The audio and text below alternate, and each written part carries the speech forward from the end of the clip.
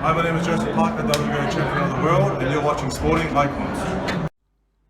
Okay, so the WBC have announced their new rankings for the month of August. Currently the 18th, so better late than never. But as always, I'll go through the top 15, point out any kind of changes, any fights that have recently happened to justify the new rankings. We'll see what fights are coming up, all that kind of good stuff. So make sure you are subscribed. Nobody else here on YouTube is doing these ranking videos. They're very, very important to become a hardcore boxing fan very, very quickly, just on these ranking videos alone. So make sure you are subscribed. Do it right now. Boxing fan, correct? Get cracking.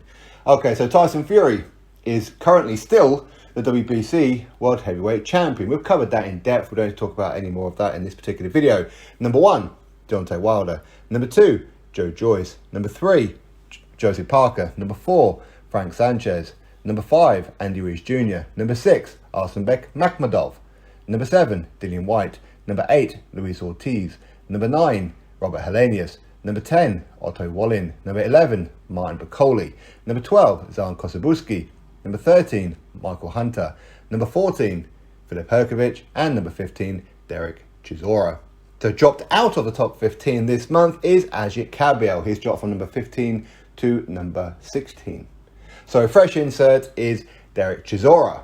Of course, he had a win over Kubrat Pulev, so that will be one reason as to why he's sneaked in there. But also, could it be that Tyson Fury, over the last couple of weeks, has been talking about a potential fight with Derek Chisora?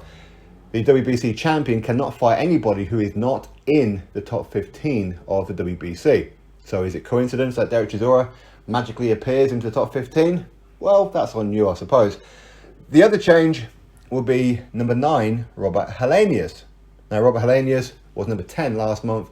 Now he's number 9. Has he had a fight?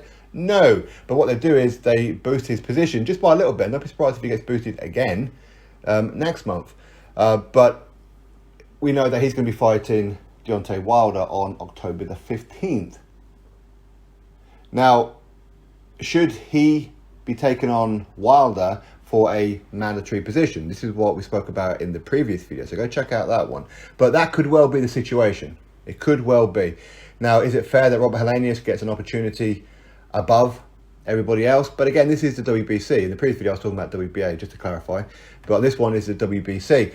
But they're going to try and move a Wilder opponent up as high as they possibly can. They are. Okay, the WBC would have known for quite some time that Wilder is going to be fighting Robert Helenius. They've kept Deontay Wilder in at number 1 for a long time. He's come off 2 back-to-back knockout defeats, but yet still finds himself at number 1. Dillian Whyte gets knocked out once by the same guy, and he gets dropped all the way down to number 7. See, it doesn't quite work out, does it? But of course, you do have to give some respect to Wilder. He was formerly champion. But that said, there's no other real changes. Of course, you've got number 2 in the WBC versus number 3. Joyce versus Joseph Parker. That'll be on a BT Sport Queensbury show. That's coming up real soon. Of course, you've got number 5, Andy Ruiz Jr. taking on number 8, King Kong Luis Ortiz, which I heard is going to be on Fight TV. Is that in America and that as well? So does that mean Showtime and Fox are not picking it up? I really don't know. Really don't know at all. Now, ideally, if we were to look at the top 15 currently, what kind of fights could you possibly make? Because for me, I always like the top 15 to fight each other, justify your particular position. So currently number 10, Otto Wallin. To be honest, I wouldn't mind seeing him take on a Martin Bakole, to be fair.